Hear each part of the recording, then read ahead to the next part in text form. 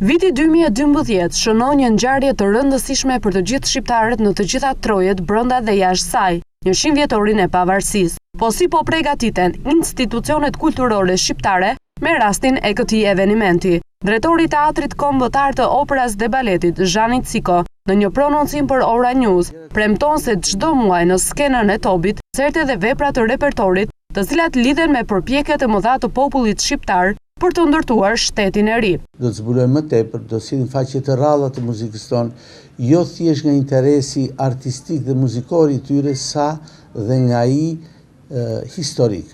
Mbasi kjo duhet shërbej ky vit për të rigjallëruar krijimtarinë tonë, për të dhënë si thua një dëshmi të interpretimit të këtyre veprave, një pjesë e cilave ndër vite në mënyrë sporadike dhe janë interpretuar në mënyrë sistematike, në mënyrë të një vizioni interpretues kontemporan. Drejtori i Teatrit të Operës, Ciko, shpreh gjithashtu se pjesë e festimeve do të jenë edhe personalitetet e njohura artistike shqiptare në botë.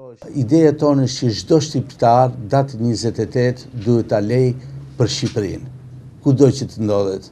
Kjo pastaj ka të bëjë edhe me ndjeshmëritë individuale, por unë jam i bindur që si ne që jetojmë këtu me zë presim që ta përjetojmë emocionet e kësaj feste historike, siç është, vjen një herë në jetë për të gjithë brezin që aktualisht jeton në Shqipëri, po kështu për atje ku jetojnë shqiptarët, edhe pse jo në një vështrim të gjerë kombëtar mbar shqiptar. Kryeministri Sali Berisha ka krijuar komitetin shtetëror nga të gjitha trevat shqiptare për festimet e 100 vjetorit të pavarësisë. Ky komitet ka në përbërje të tij personalitete nga Kosova, Mali i Zi, shqiptarët e Maqedonisë si dhe diaspora.